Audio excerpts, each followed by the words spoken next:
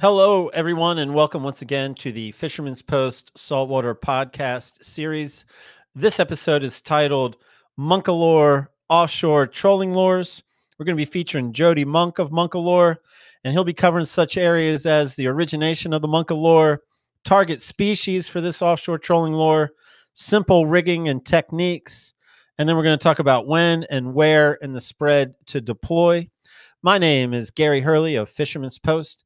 Fisherman's Post has been serving the saltwater fishing community of North Carolina since 2003. We've been bringing you fishing reports, fishing information, fishing tournaments, fishing schools, and here in our latest and greatest effort, the Fisherman's Post Saltwater Podcast series, where we reach out to our captain and guide friends from up and down the North Carolina coast and ask them to share with us their insights and knowledge on how to catch more fish more often.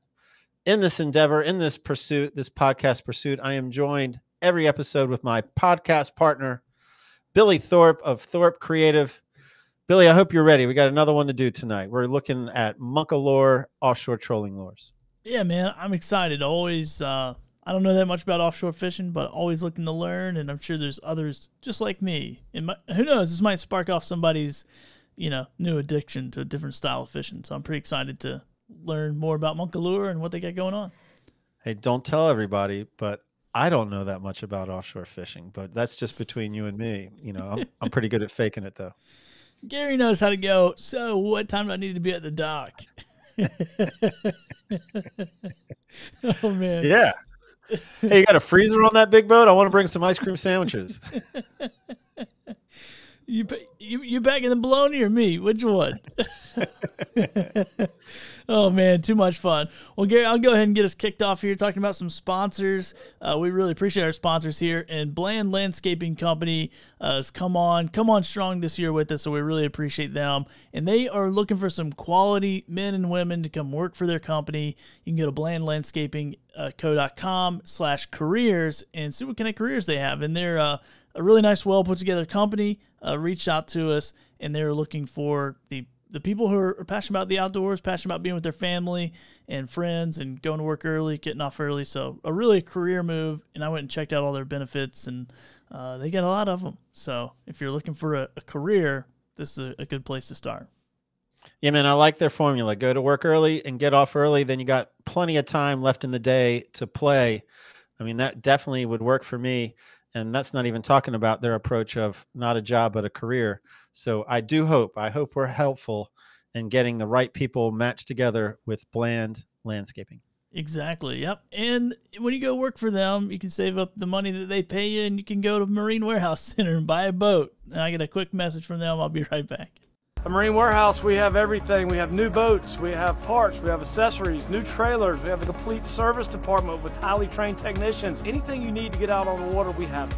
At Marine Warehouse Center, as we've grown over the last few years, now have a large section of marine supplies from start to finish for all your boating needs. What I love about this region is to be able to get out on the water, and also we love to be able to get you out on the water. The best part of working at Marine Warehouse is being able to get involved with the customers and share a love for the water.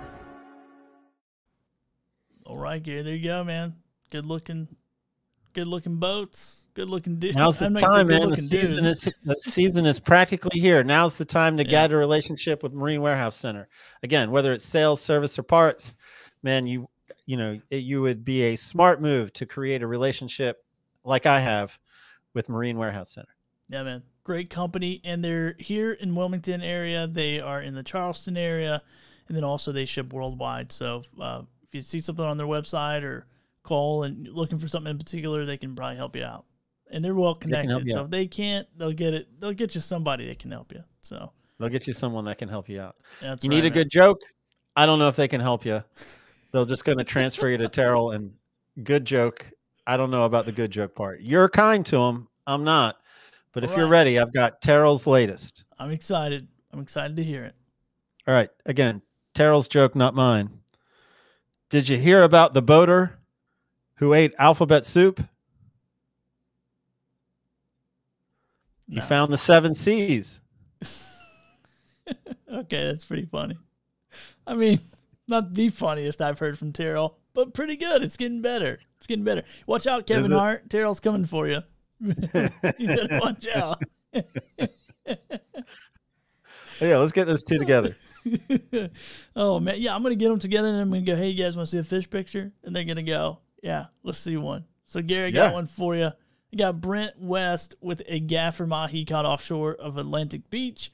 He was fishing aboard Lone Wolf out of Beaufort with Captain Mike Dupree, also known as Slick. We've had him on the show before, so it's a nice, good work, sir. I forget Mr. West, and also good work, Mike Dupree.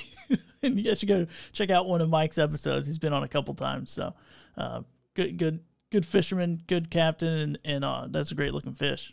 I bet it was yummy. Yeah, man, I agree. I like it. Offshore, we're the theme is offshore, man. Offshore fish, offshore guest. Looking forward to it. Yeah, absolutely, man. Well, I'm looking forward to learning some more, Gary, so I'm going to pass it over to you, and you guys take it away. Yeah, man. Billy, it's my pleasure. Introduced to the show, Jody Monk of MONKALUR Offshore Trolling Lures, MONKALUR. Jody, welcome to the show, man. Pleasure to have you on. Hey, thanks, Gary. Really appreciate Fisherman Post hosting this, and fisherman education. What you guys do is awesome. I mean, I enjoy it, and I'm glad to hear others enjoy it, and we're happy to have you help us serve that cause. But before we get you to serve that cause, as is tradition on the podcast, you have two questions. You let me know you're ready for question number one, and I'll give you question number one. I'm ready. Jody Monk, why should we listen to anything you have to say about offshore trolling lures? Anything? Yeah, that is a good question. You know, I've been fishing offshore probably 20, 25 years, somewhere around there. And the techniques that we're going to talk about here tonight, I've had pretty good success with. And the lures that we use, I've been fishing these for that long easily. But I think probably more importantly, why maybe you should listen to me I'm just a humbled lure maker.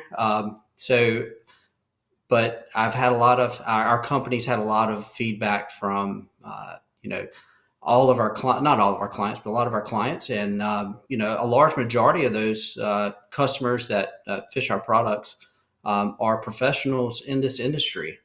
A lot of your charter captains, your professional mates from Oregon Inlet down to Wilmington, Moorhead, Atlantic Beach, Hatteras.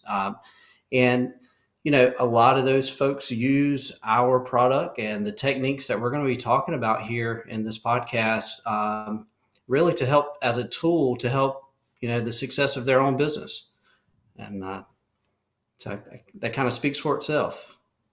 That does, man. That is certainly an acceptable answer, and that certainly qualifies you for question number two. Are you ready? Question number two.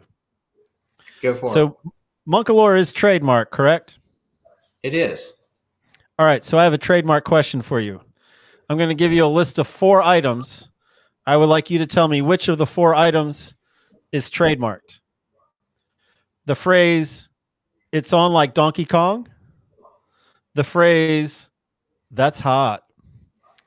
The sound of Darth Vader's breathing, or the phrase, "Let's get ready to rumble."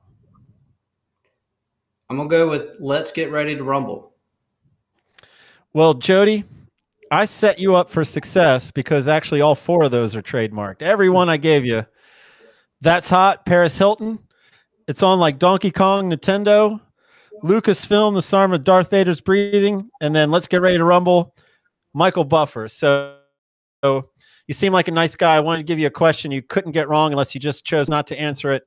So congratulations, man. We're ready to move on to the main event. All right. I appreciate that, Gary. Well, before we get into the application of the lure, man, I am curious about, lure makers and the process. And I believe MONKALUR has a pretty good origination story. So, tell me what you got, man. How did MONKALUR come to be? Yeah, sure. It all started with my uncle down in Atlantic Beach, probably in the early 90s. He was a commercial fisherman, a well-respected mate there at the fishing center on the Causeway at Atlantic Beach. Fished numerous charter boats and tournaments thereof. And he started playing around with lures. And basically, they were he was looking for something that was very simple to fish, something that caught more fish. And one of his best friends, Captain Curly Williams, on the cement, him and Captain Curly, they pulled these lures day in and day out, and he would tweak them each night and go back to the drawing board the next day and just see what had the best action, what was the what caught the most fish. And I have a neat little board here that we keep in our shop, and this is kind of a little evolution. These are all lures. Let's see if I can get it in front of the camera there. These are all lures that he designed or he made, and they all have different angles on the nose. They're different sizes, different molds. So neat little kind of evolution board there. He ended up with the design that we have today. That was the design that he stuck with. And unfortunately, in 2005, he passed away. And we were going to kind of let this lure dissolve, be his legacy, dissolve with him. But our phone started ringing off the hook. And, my dad was instrumental. My brother and I, who run the company now, we decided to start making the lures, but we said, hey, you know what? We're only going to make them like he did. So we're not going to change the molds, the size. We're not going to change the color patterns. And really largely to its success, I think that was why it's really doing well today, is that we didn't monkey with something that already, no pun intended, that something that already worked really well. So it was started, and then he gave a lot of these lures away to his mates, his friends, his captains, and they tried them out, and he would get feedback. And this last design here that he had is what he really liked, and he knew worked really well. So, but well, then I like that. I like that story. I think I had a little bit of an inkling of that as the origination story. So I know that in our notes we said we're going to talk about some target species, but I mean, do you have an example of what the main product MONKALUR is putting out there now, and then maybe even give me a little bit of description of what makes it that lure? Keep in mind, we got some people that listen to the podcast, don't just watch it. Yeah, sure, absolutely. The lure that we currently have today is basically some people call it a stick bait. It resembles very closely to a cedar plug, but they're mostly translucent. We hand paint every one of them. It's a family affair for sure, and we mold them right here in Clayton and in Raleigh, North Carolina. We do them all by hand. It has an angled face to it, so it does push some water. It's only about 7 inches in length, which your average size, flying fish is about that size. So it kind of fits right in that target zone as far as matching the hatch with size. Has a really good action, kind of a wobble action, and nice little smoke trail coming off the back. So what are the options that MONKALUR offers? Like, I mean, are they so extensive you can't even list them all? Well, we try to stay competitive with the market for lures this size. But really, we have 8 colors that we sell retail, it ranging from pink to probably one of our most popular colors is this Tequila Sunrise here. It's kind of a gold and yellow, kind of transitions into an orange and then hot pink off the backside. And then we have a black and purple that also is probably our darkest color lure that we currently have. But they're all the same size. We are starting to play around with some sizes that are smaller and bigger. But really this size here has worked out really well for everyone. So, man, what are the for that 7-inch pulling lure? What are the target species? Like what do I have my best chances at when I have MONKALUR in the spread? Yeah, I would say definitely our primary species would be mahi-mahi. I think my uncle, when he was designing this lure, he wanted something on a hot bite that he could sling out there that was going to be effective, quick turnaround on putting the fish in the box, rapid deploy back out, and It's all about catching more fish. So yeah, mahi definitely probably is the target species, but you know, not uncommon to, if you get into blackfin, the blackfin will gobble them up. The wahoo definitely favor that black and purple. A lot of fish have been caught on those black and purple MONKALURs. Let's see. If the white marlin sailfish are in, definitely, usually every season, early in the summer, we get some accounts where people are catching sailfish and white marlin on them also. So what would be your the darker, the black purple for wahoo? What's your favorite color for mahi? My favorite color for mahi is, well, I'll probably have to say this this blue and clear. It's we call it a mackerel stripe, blue and clear. This is one of my favorite. The only citation mahi that I personally have caught has been on this color here. Most captains probably most charter boats and captains here in North Carolina would swear by our blue and white. Blue and white is just a classic color here in North Carolina, running offshore. You know, if that is a very popular one also, and then that Tequila Sunrise. It's really hard to beat when it comes to color. Has anyone patterned anything that they prefer when the blackfins are in? The blackfins, usually our hot pink lure or the green. Anything with green in it is typically what people have been fishing for the tunas, the reports that we get back. So all the lures that I believe all the lures that you showed me are already rigged. Is that how I'm purchasing them? Is that how I'm walking out of the tackle shop? Or we're going to talk about rigging, because that's not how I'm going to walk out the tackle shop with them. Right. Yes. So off of our website, you can buy them rigged, or you can buy them unrigged. And I can show you a little bit later the different styles of rigging. Some of the tackle shops just buy the singles from us, and they will rig them in the shop for you. And then some tackle shops just have them on the shelf.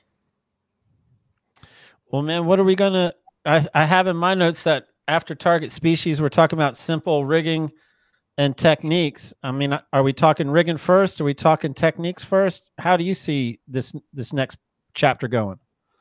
Yeah. Let's go into rigging first, and then we can go into techniques. And they can be kind of one and the same.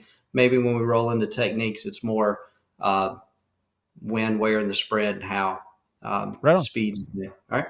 So what we found out when we started fishing these years ago, there was really kind of two camps in how they rig these lures, which was interesting to us. The Atlantic Beach and the Moorhead, that population of fishermen down there on the waterfront, they usually rigged it very similar to a cedar plug. So as you can see, this, let me get my hand out of the way. There you go. So as you can see, this needle eye hook goes up into the lure itself. And there it is. And this is I think 3412 Mustad needle eye. I don't know if you can see this or not, but I like to wrap that needle eye around that shaft before we crimp it. Sometimes these needle eyes can be a little on the abrasive side, especially with fishing with mono.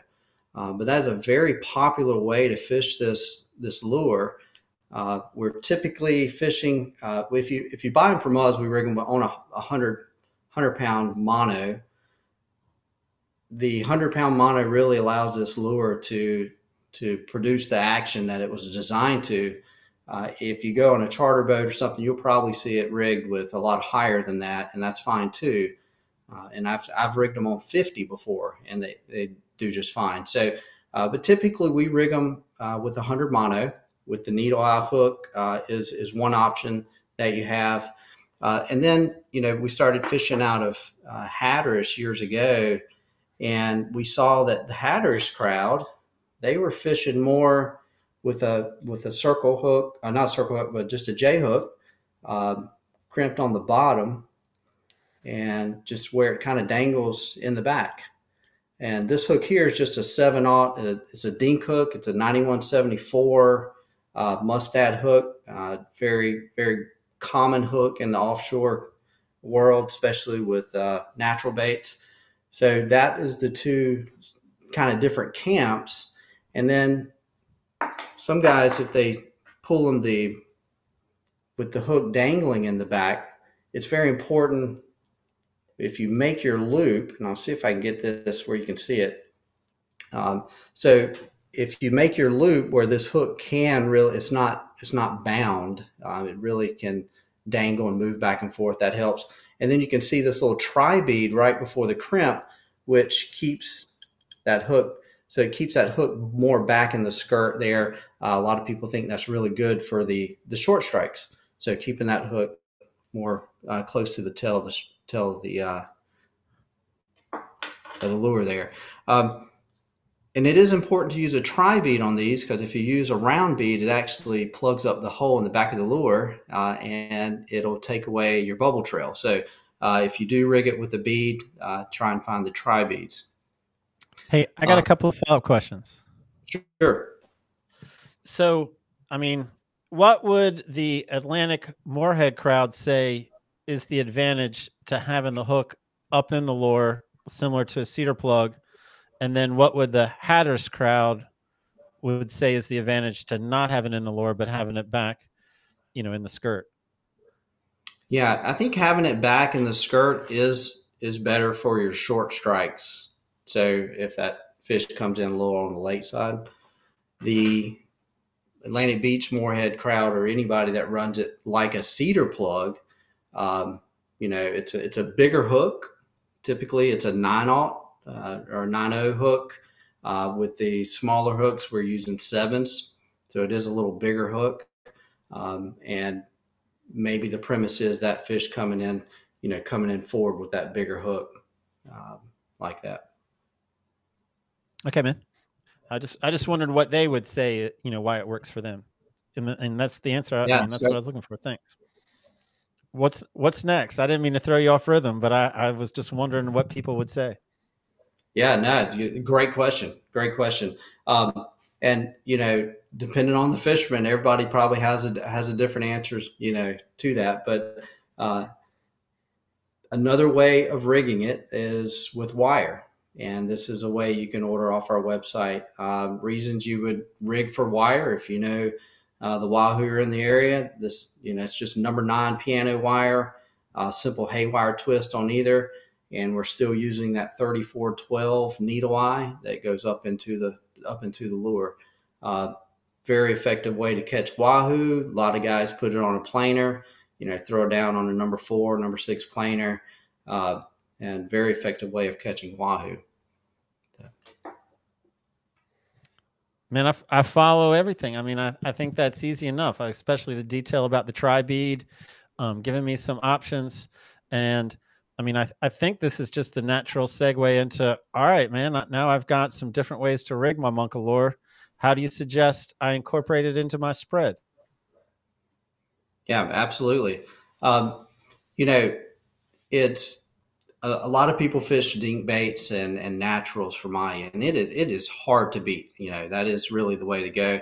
But where this lure really fits in a spread would be, I always say kind of add to your menu, and this would be a good way to add to your menu if you are a natural bait fisherman.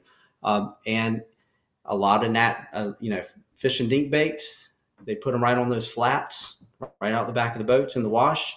And I like seeing the MONKALUR right in that wash, right in the flat. It's a very effective. We've seen the hookup ratio is about the same per a dink bait. It can be, and it's really good on the flats. From there, I would probably recommend going out more your mids or longs, because it is a pretty light lure. And if you have that sharp angle on your shorts, your short riggers and things like that, it tend to pull it out a little bit. So run them on your mids, 20, 25 yards back or further. Not uncommon to throw it on a shotgun either, but probably on a shotgun, you'd probably want it, not too of a windy day. Once again, it is a light lure. It could drift on you a little bit. So those are the common places that we do see them in the spread. And so, man, so this lure, like, again, I guess what you said before, the 7-inch length is what we are most trying to mock is a flying fish. Is that sort of the philosophy of MONKALUR? It's very close to an average size flying fish, but also too, when you look at weed lines and bait fish that, congregate on anything floating or especially weed lines, I think it's not an intimidating size for fish to come up on. And it does kind of match that size of bait fish that is hanging around those objects. Well, man, this has been good. I mean, I think we've hit all our talking points. This has been good. I've been a fan of the bait. I mean, told you, I think that it was, well, one of the captains I highly respect was, sort of touting you and wanting to put us together. And, I'm not sure what else, like, I want to give you, like, what's our final thoughts or anything else to talk about as far as like how MONKALUR can, if the mission is more fish more often, give us my final thoughts on MONKALUR. Yeah, absolutely. One tidbit is speed. We typically say about 7 knots, which is usually bait speed for trolling. But you can actually slow it down, especially when you get to structure or weed lines and things like that. Or you can pull it up. We've pulled it as fast as 10 and had good luck with it. So speed is important also. But final thoughts for MONKALUR, it's really simple to fish. It's easy to fish. Anybody can pull these and catch fish on them. It's pretty tried and true.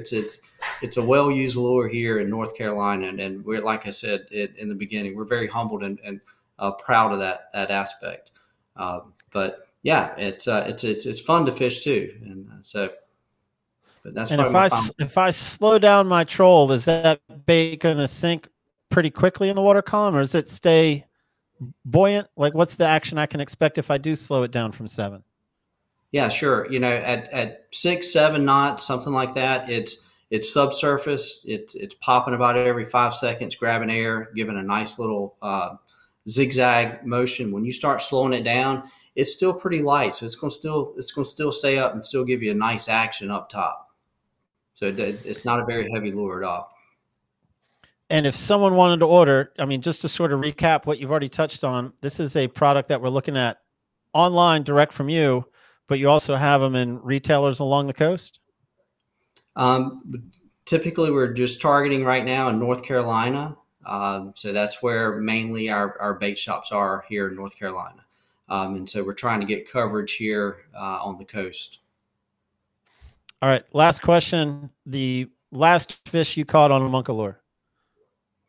The last fish I caught on a MONKALUR, let's see, we got blown out this year just about all year. It was tough for us to get out with family life and work and everything else. So it would be 2020, probably it was mid-June 2020. And what was the fish? It was mahi, a bunch of mahi. A bunch of mahi. Right on, man. That is fun. And I can say, for the person who doesn't want to rig a bunch of live baits, man, that artificial option where you're rigged up before you even head out can make a novice angler's day so much more easier. I mean, I like the philosophy. I also like your philosophy of just adding it to the menu. Like, why not put out a number of things until you find out what is the key that day? Jody, man, it was fun talking to you. It was fun talking MONKALUR. And I hope we have reason to get together and talk fishing again soon. Gary, it was my pleasure. Yes, absolutely. Looking forward to it. Thanks, man. All right. Take care. Billy, MONKALUR. I love it, man. First of all, I love the story. I'm a sucker for, learning about how products started, how companies started. So to know that it was started in the family, and then the cool thing, though, is people are like, nah, dude, you guys got to make these. Like, we still want them. So that was pretty cool to, as the family's like, yeah, okay, it's just going to do its thing. But pretty cool product, man. I love that. I love that they're handcrafted, hand painted. Anytime you can bring a piece of art into, it's not just a fishing lure. I'm sitting here like, I have no reason to buy one, but I'm like, I'm probably going to buy one just to have it, just to have that handmade, family legacy story. So pretty cool. But one thing I did take away, Gary, is make sure you use a tri bead so you don't lose your bubble trail. I thought that was, I think those little attention to details probably make a big difference. So that was one thing I noticed that he said. Yeah, man, I'm with you. I like the story. I knew that this, a little bit of the story behind MONKALUR, and, Fisherman's Post is a local company, and so I do like, as Fisherman's Post, just supporting other local companies, and, something made here in our backyard, pulled by a lot of the offshore captains up and down the North Carolina coast and mates, yeah, man, it just seemed like, man, let's have a conversation with Jody, find out a little bit more about MONKALUR. A little bit different than talking to a captain that's going to go way in depth into everything in the spread. But here in our wintertime, man, I thought it would make for a good conversation to hear a little bit more about it. Yeah, man. Well, I love it. And I'm the same way, local business owner. So we love supporting other local companies, and even our two sponsors for the show, Marine Warehouse Center and Bland Landscaping Co., are both local to North Carolina, so that's even cooler. And we will take sponsors not local to North Carolina. So if you're hearing this and you want to sponsor the show, reach out to me. It's Billy at Fisherman's Post. But we do love to support. So if you are in North Carolina, that's even a little icing on the cake. So we really appreciate Marine Warehouse Center and Bland Landscaping. And make sure you go support these companies as they support us. And if you want to buy Gary coffee, and maybe it'll make his screen a little less blurry. I got to figure that out. More coffee, less blurry screen. Yeah, man, if I don't drink enough coffee, I feel pixelated. And I think that's what everyone's picking up on. Less coffee, more pixelated. Man, if only. Buymeacoffee.com/Fisherman's Post. It'll take care of the pixelation, right? Oh my gosh. All right, Gary, anything else before we get out of here? No, man, enjoyed it. As always, Billy, thank you for what you do. Absolutely, man. You too, Gary. Great episode. We'll see you in the next one. Fisherman.